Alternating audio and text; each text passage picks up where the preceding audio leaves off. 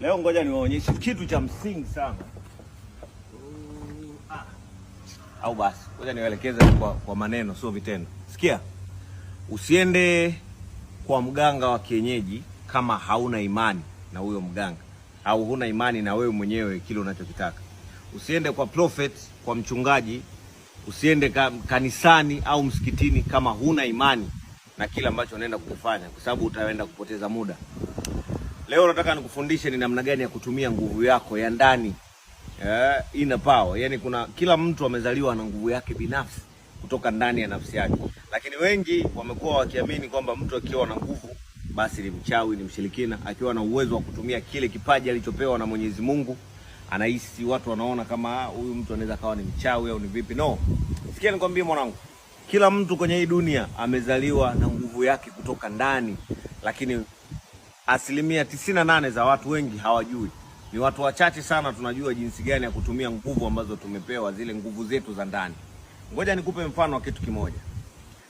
Ukiwa ni mtu ambaye hauna imani na kanisa, hauna imani na mchungaji, hauna imani na kile ambacho unaenda kukiomba kwa Mwenyezi Mungu, hicho unachokiomba hakiwezi kufanikiwa. Na hata kikifanikiwa basi kitafanikiwa baada ya muda kinakufa. Kwa sababu gani? Wewe mwenyewe huna imani ya kile ambacho unakitaka. Leo hii mtu ambaye ana uwezo wa kupata bilioni 1, lakini yeye kichwani kwake amejiwekea kwamba hawezi kupata, na hiyo bilioni 1 upati.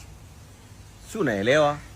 Lakini ukishaanza kuwa unaamini, yani ushaamua kufungua ile nguvu yako ya ndani ulionayo, ukaamini kwamba wewe una uwezo wa kupata hiyo, na unaangalia namna gani ya kuipata, utaipata.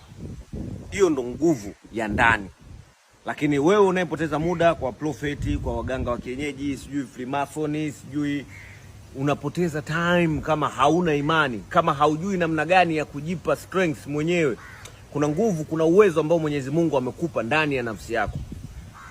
Watu wengi watapinga, lakini huu ndio ukweli. Na kama sio ukweli basi kesho asubuhi nisiamke.